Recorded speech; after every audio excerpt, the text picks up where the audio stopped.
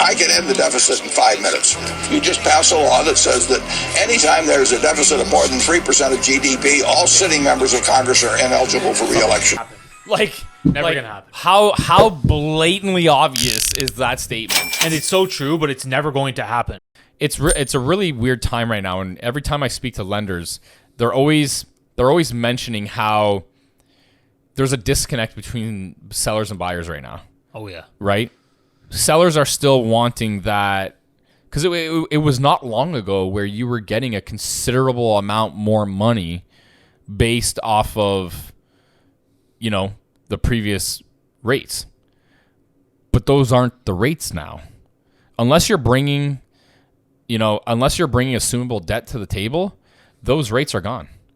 Now you're looking at, the U.S. is now at a 5.25, right? Prime. So you're locking in at like 7%. Well, that 7% is a big difference between 2, 3, 4, right? Changes everything. It changes everything. Yeah. It changes the entire deal. But people still want that price. What's really interesting is to see if enough time goes by at these higher rates and these higher rates stay, will that seller sentiment change? Or will it not change from now until rates start to work themselves back down, right? And then in between that time period, what do we do? Do you get what I'm trying to say? Do we sit? Do we sit and wait? Do we still buy?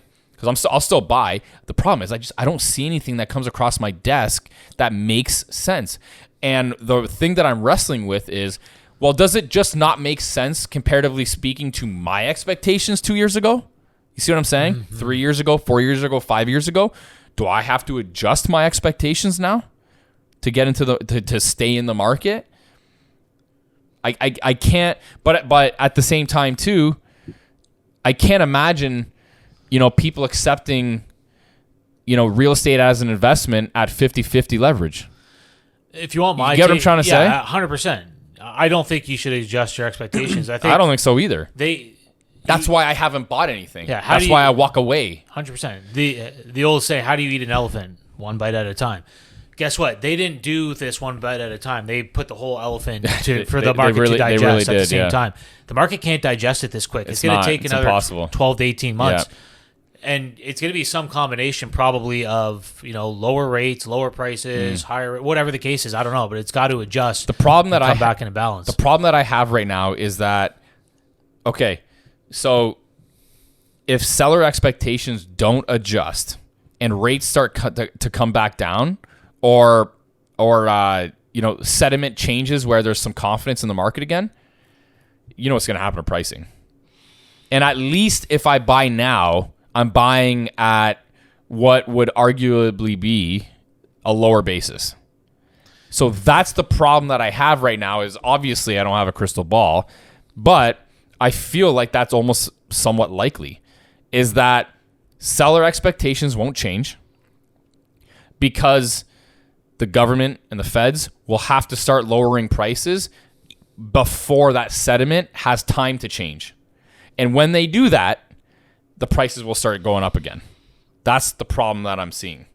That's the issue that I have right now. Yeah, I agree. Get what I mean? So you'd be buying, in a way, you'd be better off buying now at a lower base price and then letting the market figure itself out rather than wait for rates to drop, prices to start going up. Because I think that what I think is going to have to happen, I think that they're going to have to bring rates down before seller sentiment changes.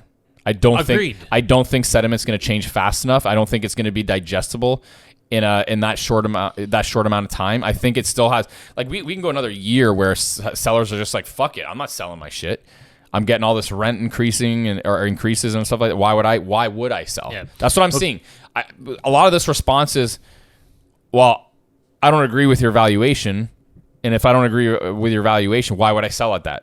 Why would I sell? Why would I sell? Why would I sell? That's the common narrative here. And if we take this up one level higher, okay, who's really affected here? We're just talking about relatively small residential multifamily. Let's talk about the big commercial properties, New York, San Francisco, all across the U.S., Miami, all these things that are potentially, it's a huge ticking time bomb. If they don't fix You can't raise rates that quick and leave them there Yeah. indefinitely. And who owns all that stuff? So you say here's another issue as well, is that in the U.S. You can raise rates to existing tenants. I know that there's some certain nuances with different states. Like for example, California, they have certain policies in place where you can't raise them over and above a certain amount. But I'm pretty sure California, like you can raise them by 10% year over year to that same tenant. That's a lot, comparatively speaking to what, our 2%? Yeah, it's way higher. It's way higher. And that's probably the most socialized state. Maybe it's a race between them and New York. 100%. But that's The point, let's take residential out of it. Let's talk about the big commercial buildings, right? The Facebook towers that have thousands of employees. I'm just trying to think of the reasons why they'll cut rates eventually, because there's so many lenders and banks and big players and powerful people that are involved in those properties that have a lot of political sway, that they're not going to be able to hold those to the point where they break and the banks are repossessing those towers and downtowns become a ghost town and all that stuff. Like if you think about the fallout that could happen here if they don't adjust, like the feds. And what I think they're doing is they have to push this to stomp it out. They can't be timid on the rate hikes. They have to, because every time they raised rates, everybody said, oh, they're bluffing. Trust me, I've been working with even small level residential single family investors the whole time. They're bluffing. They're not going to raise anymore. Guess what? They raise again. Now, for the first time, people are calling me to sell. People are starting to feel fear. They're not buying anymore. They want out. They want to assign their condos that they bought last year. Is that right? Right. What they bought as a 20-year investment in their mind, because they thought it was going to be pretty smooth sailing, we enter one period of like extreme volatility and they're out.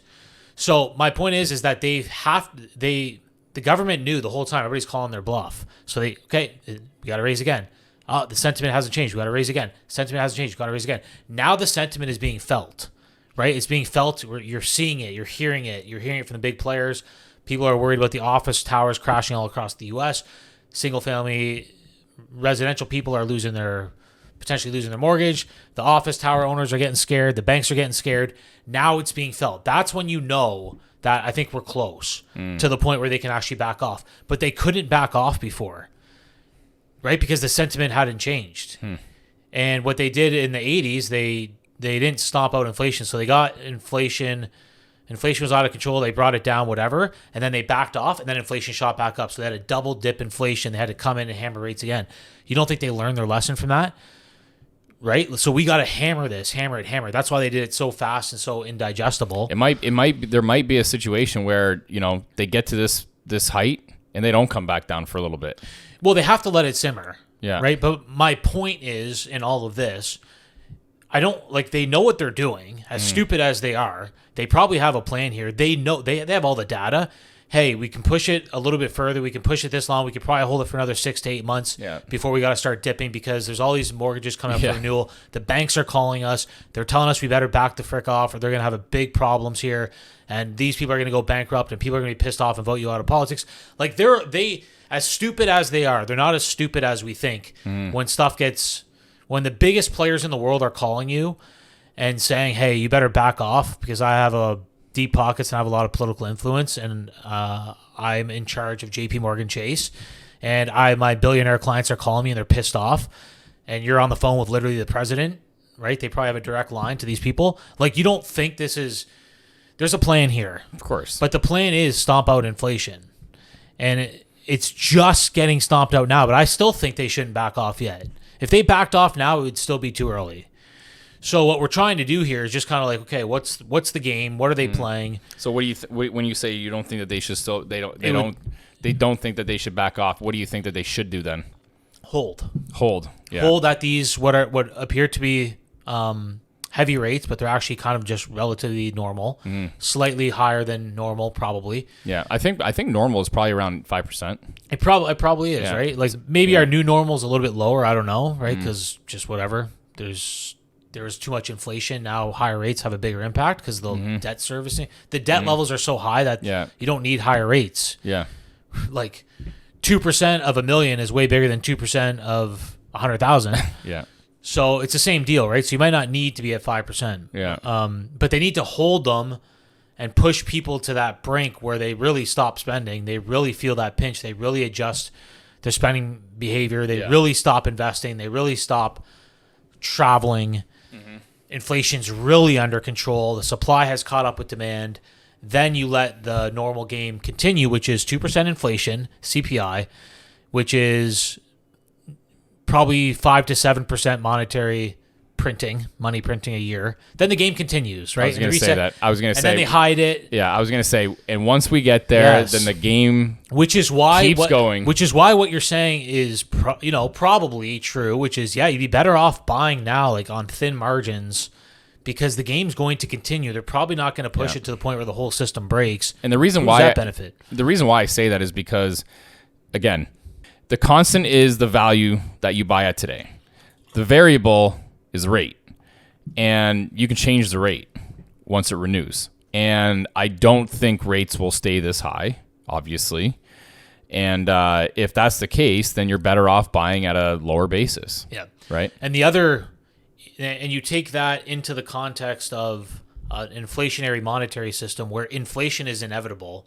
That asset is tied to inflation. The rents are tied to inflation.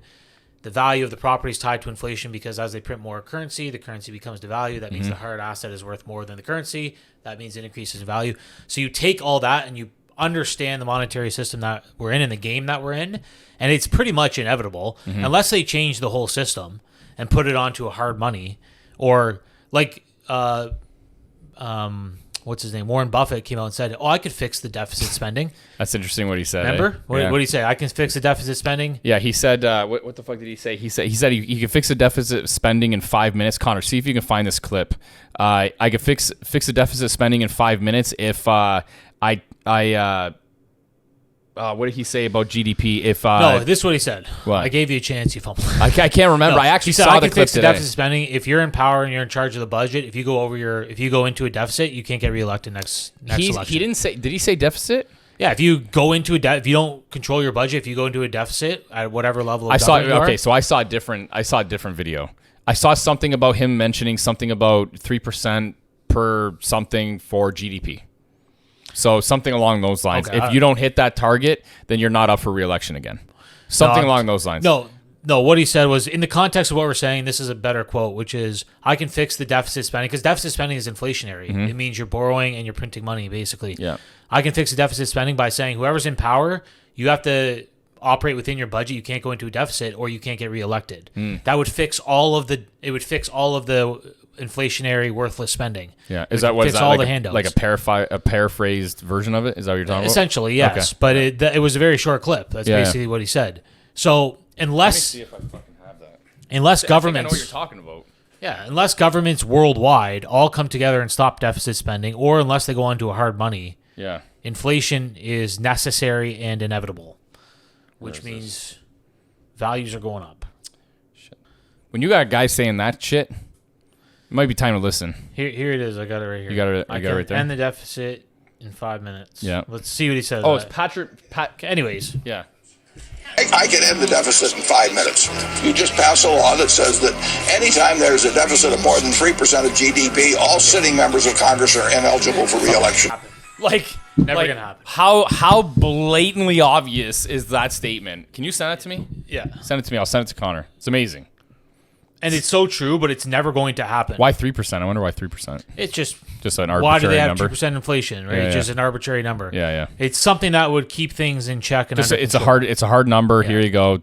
Is what it is. Yeah, but again, folks, it's never going to happen. No, the game will never end. No. They will never stop printing money. They will never stay within a budget. They don't have to. There's no accountability. Yeah, they figured out a long time ago that they can do whatever they want with that money printer, pretty much. Mm-hmm. That's why people are calling for like this recession, and it just keeps getting delayed and delayed and delayed, is because they don't understand that it's so hilarious. Recession. And then what happens to somebody comes out, Powell, I can't remember who it was, or Tiff or whatever, whoever the fuck it was in whatever country. Actually, we're not probably going to see one. Yeah. Like, it's so hilarious. Yeah. People like, how many times do we have to tell you? Like, how many times it's manipulated? All this is fake. We are puppets. There's so many ways that they can prevent a recession if they want to, right? If they wanted to go into recession, maybe they do want it to go in recession, they will. Yeah. There's so many things they can do. Okay, well now we're heading into recession. We're going to pass a $1 trillion infrastructure bill, refix all of our infrastructure. We're going to inject money into the working class, right? Because all the workers would go fix that. That money would get paid to them. They would go spend it on houses, this and that, whatever. It'd get filtered into the economy.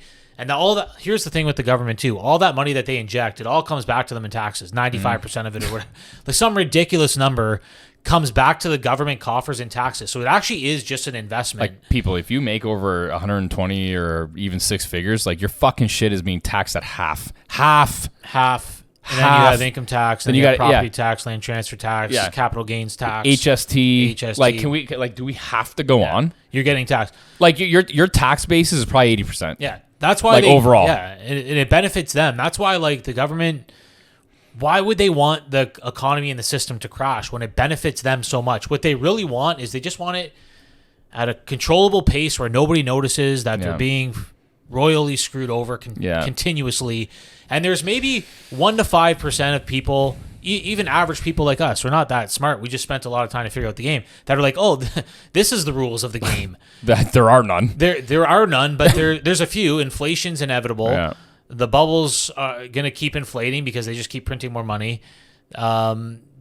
Whatever they say, you can't believe it. Yeah, it's like okay, here's the game. There's no rules, but here's how you play it. Exactly. Like, that's what it is. Yeah. Like, there's clearly no rules. Yeah. There's none. Nailed Because whenever there is a rule set, it changes. Yeah. Because things change. So they just move the goalpost. So there's no rules.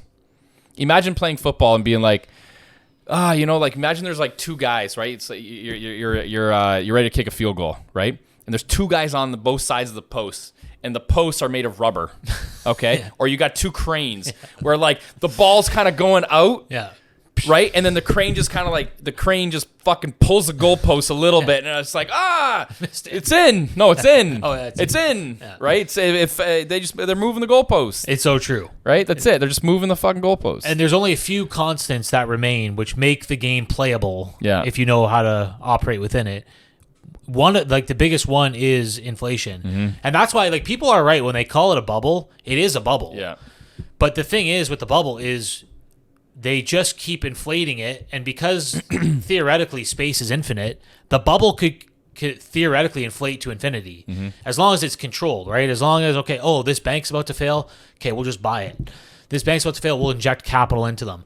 Well, and the inflation, what's really happening is it's just more money. It's just more money continuously. So the bubble started here, now it's here. People think, well, the bubble can't get any bigger. Yes, it can. There's infinity of space, right? So theoretically, they're right, but at the same time, they're wrong in thinking that it must end and the game must end when it will never end. Yeah, they're right if the rules stayed constant. All these macro guys, if the rules didn't change, they would absolutely be right. Exactly. Like, if you they would be right, and I agree with them. Yes, I actually agree with them. Yeah. Like, that, the problem is they change, so your bullshit doesn't make sense. Your theories, they don't. They're theoretically they make sense. Yeah. But in practice, it doesn't work. And here's why. Because to have hard rules, you'd have to have hard money. We don't have hard money. We have fiat currency. It's printed at will. It's created. It's periods of ebbs and flows, but it's always being inflated at 5 to 7% a year. M2 money supply. With no hard money, there are no hard rules, because as soon as this rule is violated, they can just do it. They print more money, give the bank the money. Go bail out this company. Go bail out that company. Bail out this bank. Like, it doesn't matter. This rule, okay, we'll change the rules here. They just bailed out the whole fucking country last couple of years. Yes. The whole country was bailed out. Who ate it? Yeah. Who ate it? The lower to middle class. The middle class taxpayer, the lower middle class, through inflation, through devaluation of their currency, and all that capital ended up in the top 1%. Oh, it always does. Yeah.